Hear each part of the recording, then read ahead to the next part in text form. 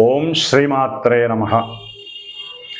ఓం జ్ఞానానందమయం దేవం నిర్మలస్ఫటికాకృతిం ఆధారం సర్వవిద్యానాం శ్రీ హయగ్రీవముపాస్మహే. ఓం నమో భగవతే రుద్రాయ.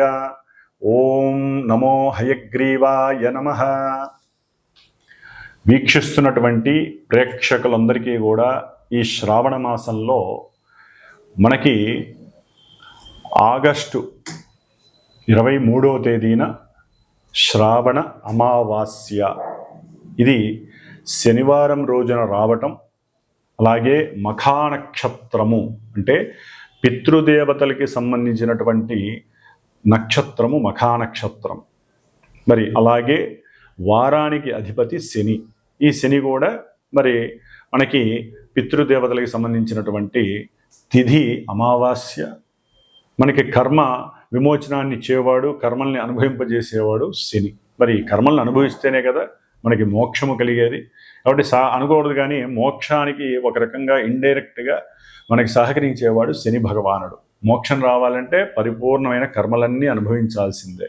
కాబట్టి ఆయనకి ప్రతి క్షణము మనం దాసోహమే శని భగవంతుడికి. మరి అలాంటిది శ్రావణ అమావాస్య శనివారము మఖా నక్షత్రము రావటం చాలా చాలా విశేషప్రదమైనటువంటిది. ఎవరైతే అమావాస్య రోజున జన్మించి ఉంటారో, ఎవరైతే శనివారం రోజున జన్మించి ఉంటారో, ఎవరైతే శని నక్షత్రాలైనటువంటి పుష్యమి, అనురాధ, ఉత్తరాభాద్ర ఈ నక్షత్రాలలో జన్మించి ఉంటారో, అలాగే మఖా నక్షత్రము, కేతు నక్షత్రము. కేతువుకి 3 నక్షత్రాలు ఉంటాయి. వాటిల్లో అశ్విని నక్షత్రము, మఖా నక్షత్రము, అట్లాగే మూలా నక్షత్రము. వీటిల్లో ఈ నక్షత్రాల్లో జన్మించినటువంటి వారు వీళ్ళందరూ కూడా ఈ రోజున పరమేశ్వరుడికి చక్కగా నువ్వుల నూనెతో అభిషేకాన్ని చేయించుకున్నట్లయితే చాలా విశేషమైనటువంటి దోషాలు విముక్తి కలిగి పుణ్య ఫలితాలు కలుగుతాయి. అట్లాగే శని భగవంతుడికి నవగ్రహాలయంలో చక్కగా 19 ఒత్తులు కింద ఒక విస్తరాకులో ఉప్పు వేసి, ఆ యొక్క ఉప్పు పైన ఒక ప్రమిదిని, నల్ల ప్రమిదిని పెట్టి దాంట్లో ఒత్తులు 19 వేసి నువ్వుల నూనె పోసి దీపారాధన పశ్చిమానికి వెలుగుతూ ఉండాలి. స్వామివారి పశ్చిమానికి తిరిగి ఉంటాడు కాబట్టి దీపారాధనలో కూడా అంటే మొత్తం వస్తే 19 వస్తే ఒకటిగా చేయాలి. గాలి వస్తుంది, అక్కడ సెక్యూర్ లేదు అనుకున్నప్పుడు 19 ఒత్తులను కలిపి ఒక్క ఒత్తిగా చేసి పశ్చిమానికి గనక చేసినట్లయితే 19 ప్రదక్షిణాలు ఓం శం శనయే నమః, లేదా ఓం శనైశ్చరాయ నమః, లేదా నీలాంజన సమాభాసం రవిపుత్రం యమాగ్రజం ఛాయా మార్తాండ సంభూతం తం నమామి శనైశ్చరం. ఈ యొక్క స్తోత్రాన్ని చదువుతూ చక్కగా నవగ్రహాలకి ప్రదక్షిణాలు చేయండి. అట్లాగే ఇది అయిపోయిన తర్వాత హనుమంతుల వారు కంపల్సరీ మస్ట్ అండ్ షుడ్ హనుమంతుల వారికి కూడా ప్రదక్షిణాలు చేసి ఇంత బెల్లము, అరటి పండ్లు ఆయన దగ్గర ఒక తమలపాకేసి పెట్టి ఆయనకి ఆరగింపు చేయండి. అట్లాగే నువ్వుల ఉండలు చక్కగా శనీశ్వరుడికి నివేదన చేసి, బెల్లంతో చేసిన నువ్వుండలు చేసి ఒకటి స్వామివారి దగ్గర పెట్టి అందరికీ కూడా చక్కగా పంచివేయండి. అది మీరు 18 మంది 19 మందికి పంచుకుంటారా, 8 మందికి ఇస్తారా అనేది మీ యొక్క ఆర్థిక స్తోమతను బట్టి మీరు బేరీజు వేసుకోండి. ఈ విధంగా శని భగవంతుడికి చక్కగా ఆరగింపు చేసి అందరికీ ప్రసాదం చేయండి. అన్నిటికన్నా ముఖ్యమైనటువంటిది పరమశివుడికి కంపల్సరీ నువ్వుల నూనెతో అభిషేకం చేయించడానికి ప్రయత్నం చేయండి. దీనివలన శని దోషాలు, నక్షత్ర దోషము అంటే ఈ ఇందాక చెప్పిన నక్షత్ర దోషాలు, అమావాస్య రోజున జన్మించిన వారి యొక్క దోషాలు, ఏలినాటి శని దోషాలు, అష్టమ అర్ధాష్టమ శని దోషాలు, ఆకస్మికంగా కలిగేటటువంటి ప్రమాద దోషాలు, కాళ్ళు విరగటం, ఎముకలు విరగటం, మోకాళ్ళలో నొప్పులు, లేకపోతే జారి పడేటటువంటి అవకాశాలు ఎక్కువగా వస్తున్న వాళ్ళకి, ఎక్కువగా పడుతూ ఉంటారు ఎప్పుడూ కూడా, వాళ్ళందరికీ అట్లాగే ఎన్నో రకాలైనటువంటి నరములకి సంబంధించినటువంటి సమస్యలు ఉన్నటువంటి వారికి ఇలా చేయడం వలన కొంత ఊరట లభిస్తుంది. ఆ రోజు యొక్క విశేషత్వం వలన శ్రావణ మాసం కూడా లక్ష్మీదేవి కటాక్షం కూడా కలుగుతుంది. అది మీరు తర్వాత ఇంటికి వెళ్ళి చక్కగా అమ్మవారి లక్ష్మీ సహస్రనామం చేసుకోండి. శ్రావణ మాసం అమావాస్య కాబట్టి ఆ యొక్క విష్ణు సహస్రనామాన్ని లక్ష్మీ సహస్రనామాన్ని కనుక నామపూర్వకంగా చేసుకున్నట్లయితే ఆ యొక్క అనుభవం చాలా గొప్పగా ఉంటుంది మీ ఇంట్లో. కాబట్టి ఈ విధంగా చేసుకోండి. అట్లాగే మన యొక్క శ్రీమాత జ్యోతిషాలయ పీఠంలో ఈ యొక్క శ్రావణ బహుళ అమావాస్య శనివారం మఖా నక్షత్రం రోజున విశేషంగా ఎవరికైతే ఏలినాటి అష్టమ అర్ధాష్టమ కంటక వేధ శని దోషాలు నడుస్తున్నాయో, అట్లాగే ఇందాక చెప్పిన విధంగా ఆ నక్షత్రాల వారు, శని నక్షత్రాల వారు, కేతు నక్షత్రాల వారు, మఖా నక్షత్రం వారు, వివాహాలు ఆటంకంగా ఉన్నవాళ్ళు, అంటే ఓ పట్టాన తెమలవు, పునర్భూ దోషము అంటారు. ఈ పునర్భూ దోషం అంటే చంద్రుడు శని కలిసి ఉండటము, ఒకరినొకరు చూడబడటము, ఒకరింట్లో ఒకరు పరివర్తన ఉండటము, అంటే శశిమంగళ యోగం అనే శనిచంద్ర యోగం అనేది ఒకటి ఉన్నప్పటికీ ఈ విధంగా ఉన్నటువంటివి, అంటే శని నక్షత్రంలో చంద్రుడు, చంద్ర నక్షత్రంలో శని ఉన్నా ఏ విధంగా శని చంద్రులకి తమ యొక్క జాతకాలలో లింక్ ఉన్నా కూడా, సంబంధం ఉన్నా, వాళ్ళందరికీ ప్రతి కార్యక్రమము ఆలస్యం అవటం, 1-4 సార్లు అది పోస్ట్ పోన్ అవ్వటము,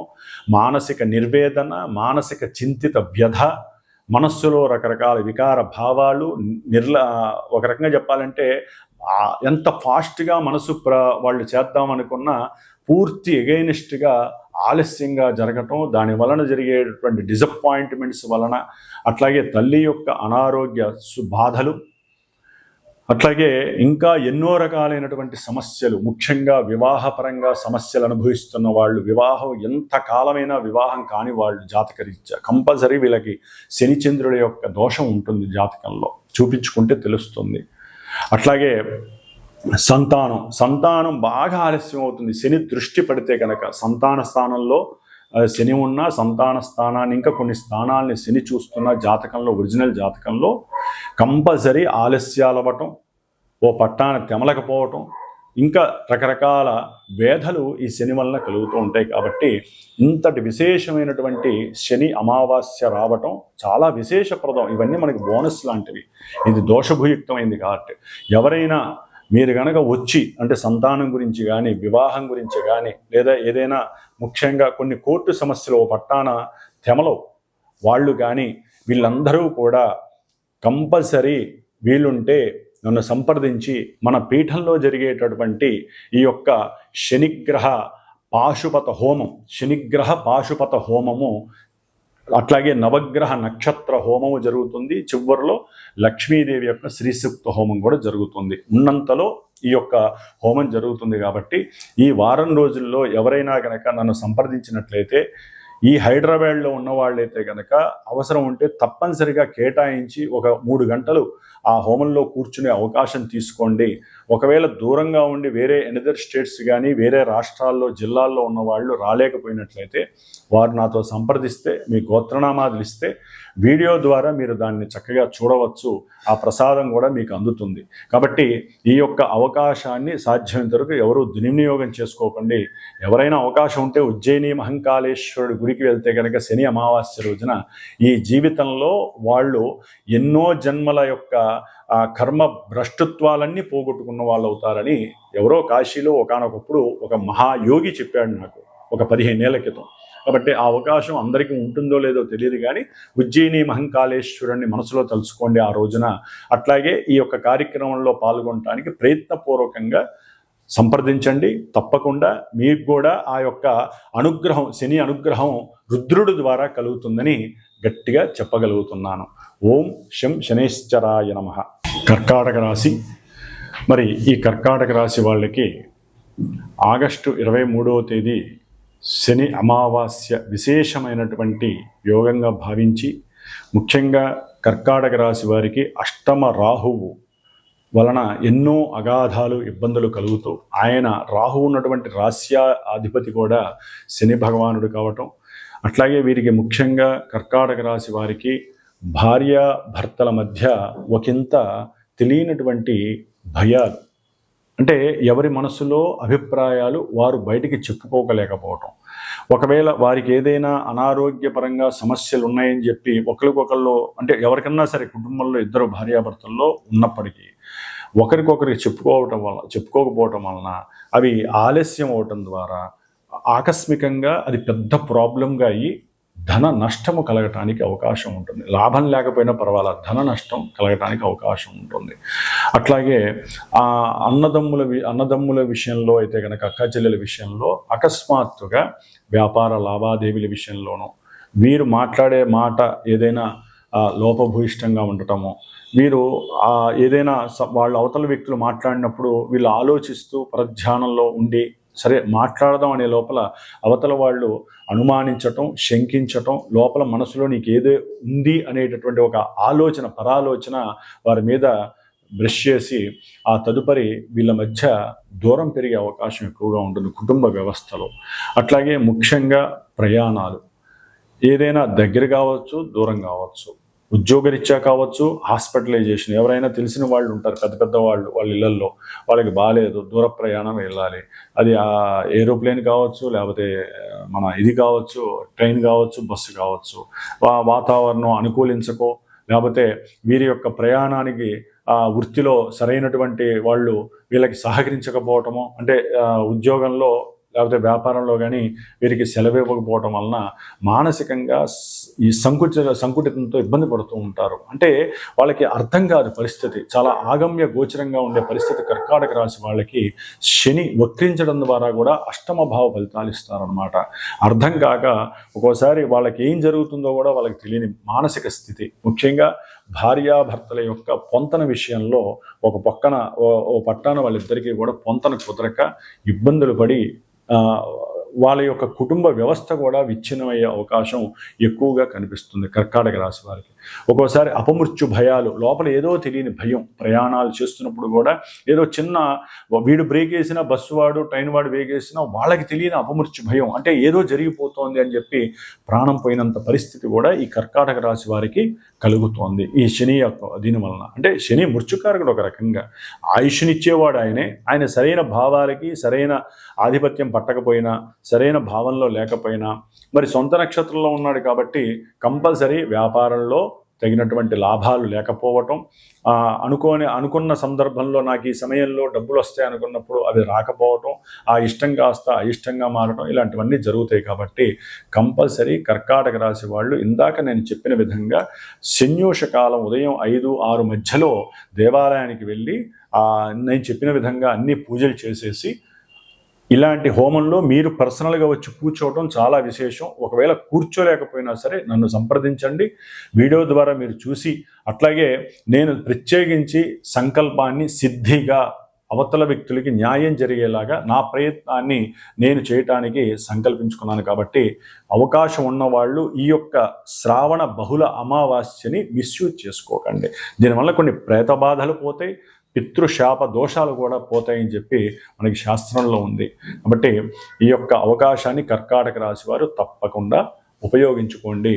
శని యొక్క అనుగ్రహాన్ని పొందండి. అట్లాగే అపమృత్యు దోషాలు, మృత్యు దోషాలు తొలగించుకోవడానికి మీ వంతుగా ఈ రోజున మీరు దేవాలయాలకు వెళ్ళటం, ఈ విధంగా చేసుకోవటం, లేకపోతే ఇట్లా హోమాలు చేసుకోవటం, దానం కూడా ఇచ్చుకోవాలండి. కంపల్సరీ దానం ఇచ్చుకున్నా కూడా ఉపయోగమే. కాబట్టి ఈ విధంగా చేసుకోండి. మీ మాట చెల్లుబడి కోసం ఈ యొక్క ప్రయత్నాలు తప్పకుండా ఆచరించండి. ఓం శనైశ్చరాయ నమః. ఈ ఆగస్టు 23వ తేదీన శనివారం అమావాస్య మఖానక్షత్రం రోజున వచ్చేటటువంటి శ్రావణ బహుళ అమావాస్య రోజున ఎవరైతే ఈ హోమ కార్యక్రమానికి డైరెక్ట్గా ప్రత్యక్షంగా వచ్చి కూర్చొని లేకపోతే చూసి కార్యక్రమాన్ని చేస్తారో, లేదా ఎవరైనా సరే పరోక్షంగా గోత్రనామాదులు ఇచ్చి ఈ యొక్క కార్యక్రమంలో పాల్గొంటారో, రాలేని వాళ్ళు, వచ్చేవాళ్ళు ఎవరైనా సరే చక్కగా ఒక బ్రాహ్మణ్ణి అక్కడ కూర్చోబెట్టి, ఎవరికైతే ఈ ఏలినాటి అష్టమ అర్ధాష్టమ శనిగ్రహ దోషాలు, ఎవరికైతే ఇందాక నేను చెప్పినటువంటి దోషాలు ఉన్నటువంటి వాళ్ళు అనుభవిస్తున్నారో, అసలు ఎవరైనా సరేనండి, ఎవరైనా సరే దాన రూపకంగా కూడా ఏమేమి ఇవ్వాలి, ఇచ్చేటటువంటి ఒక బ్రాహ్మణి కూర్చోబెడతాను, చక్కగా సంకల్పం చెప్పి అక్కడే దానం కూడా ఇచ్చేసేసుకొని వెళ్ళిపోవచ్చు. శనిదానం. ఎందుకంటే ఈ శనిదానం ఎవరు పడితే వాళ్ళు తీసుకోరు. అట్లాని గుళ్ళల్లో పూజారులు కొంతమంది వాళ్ళు తీసుకునే వాళ్ళు ఉంటారు, వాళ్ళకి ఇస్తే ఆ పవర్స్ తగ్గుతాయి, వాళ్ళకి అర్చకత్వం చేసే వాళ్ళకి ఇవ్వకూడదు. అట్లాగే దానికంటూ ఒక నల్లటి బ్రాహ్మడు, లేకపోతే దానికి కేటాయించుకొని ఓపికగా ఉండి 60 ఏళ్ళు పైబడినటువంటి ఒక వృద్ధ బ్రాహ్మడు కూర్చొని ఈ యొక్క దానాలు తీసుకునేటటువంటి వ్యక్తికి మీరు ఇచ్చినట్లయితే కనుక శని యొక్క దోషము తొందరగా పోవడానికి అవకాశం ఉంది. కాబట్టి ఈ యొక్క అవకాశాన్ని కూడా నేను సంకల్పించుకున్నాను. కాబట్టి ఆగస్టు 22వ తేదీ శుక్రవారం, శ్రావణ శుక్రవారం మధ్యాహ్నం లోపల ఎవరైతే నాకు గోత్రనామాదులు ఇస్తారో, దానం ఇచ్చేవాళ్ళు కూడా నాకు తెలియజేస్తే ఆ దానానికి సంబంధించిన సామాన్లు మీరు తెచ్చుకున్నా చాలా శుభప్రదం. లేదా తేలినటువంటి వాళ్ళకి నేను అన్నీ ఏర్పాటు చేస్తాను, అక్కడ మీరు హోమం అయిన తర్వాత లేకపోతే హోమానికి ముందు ఒక సమయం కేటాయించుకొని ఆ సమయంలో మీరు ఆ బ్రాహ్మడికి దానం ఇచ్చేసేసి చక్కగా అక్కడ ఆ హోమాన్ని చేసుకున్నట్లయితే కనుక చక్కటి ఫలితం కలుగుతుంది. ఈ శని అమావాస్య రోజున శనిదానం నల్ల నువ్వులు అవన్నీ ఉన్నాయి, నేను చెప్తాను, వాళ్ళందరూ అవి తెచ్చుకొని ఇవ్వచ్చు. లేదా అందుబాటులో వేరే ఊళ్ళో వాళ్ళు అక్కడ ఇచ్చుకోవాలనుకుంటే ఎవరైతే శనిదానాలు అదొక వృత్తిగా పెట్టుకొని చేస్తారో వారికి సంకల్పం చెప్పుకొని, మెయిన్ సంకల్పం చెప్పుకోవటంలోనే ఉంటుంది. కాబట్టి వచ్చే వాళ్ళకైతే నేను సంకల్పం చెప్పి ఇప్పిస్తాను ఆ సమయంలో. లేదా ఎవరైనా సరే రాలేనటువంటి వాళ్ళు, విదేశాల వాళ్ళు కావచ్చు, వేరే వాళ్ళు నమ్మకం నా మీద నమ్మకం ఉన్నటువంటి వాళ్ళు అక్కడి నుంచి అయినా సరే సంకల్పం చెప్పుకొని ఇక్కడ ఇవ్వచ్చు. ఎందుకంటే శనిదానం తీసుకునే వాళ్ళు ఏ ఊర్లో వాళ్ళు ఆ ఊర్లో ఉంటారు కాబట్టి సాధ్యమైనంత వరకు ఇవ్వవచ్చు. హోమం చేసుకునే వాళ్ళు ఎవరైతే అక్కడికి వస్తారో వాళ్ళు డైరెక్ట్గా ఇవ్వటానికి నేను ఒక మనిషిని కూడా ఏర్పాటు చేస్తాను, శనిదానం తీసుకునే వాళ్ళని. కాబట్టి ఇది గుర్తుపెట్టుకోండి. ఆ రోజున ఏకభుక్తం ఒక మధ్యాహ్నం పూట హోమం అయిన తర్వాత అయినా చేయండి, రాత్రికి కిందనే శయనించండి. తప్పకుండా రాత్రిపూట మాత్రం ప్రదోష కాలంలో రుద్రాభిషేకం చేయించుకోవడం విశేషం. లేదా శ్రావణ బహుళ అమావాస్య సాయంత్రం కాబట్టి లక్ష్మీదేవి ఆరాధన చాలా పరమ ఉత్తమం. కాబట్టి ఈ యొక్క అవకాశాన్ని చక్కగా ఈ యొక్క వీడియో చూసిన వాళ్ళు ప్రతి ఒక్కళ్ళు దీన్ని యూజ్ చేసుకోండి. ఆ చేసిన హోమ భస్మం చాలా చాలా విశేషమైనటువంటి శక్తినిస్తుంది. ఎన్ని రోజులు వస్తే అన్ని రోజులు ఆ భస్మాన్ని ధరించవచ్చు. కాబట్టి ఈ యొక్క యోగాన్ని భోగంగా మార్చుకునే ప్రయత్నం మీ చేతుల్లోనే ఉంది. కాబట్టి ఇది తక్కువ అమౌంట్లోనే అందరికీ అందుబాటులో ఉంటుంది. విడిగా హోమం చేయాలంటే చాలా ఎక్కువ ఖర్చు ఉంటుంది. ఆ ప్రదేశం కూడా మనకి దొరకపోవచ్చు. కాబట్టి నా యొక్క పీఠంలో ఈ యొక్క విశేష కార్యక్రమాలు జరుగుతూనే ఉంటాయి. కాబట్టి ఈ యొక్క కార్యక్రమాన్ని మీరు కూడా తనివితీరా చేసుకోండి, వచ్చి చేసుకోవచ్చు. లేదా ఫోన్ ద్వారా వీడియో ద్వారా చూసి తరించి మానసికంగా వ్యక్తిగతంగా ఆరోగ్యాన్ని మానసిక శక్తిని పెంచుకోవడానికి శని భగవానుడు మనకిచ్చేటటువంటి శుభప్రదమైనటువంటి అవకాశంగా భావించండి. ఓం శం శనైశ్చరాయ నమః. పరమేశ్వర అనుగ్రహ ప్రసాద సిద్ధిరస్తు.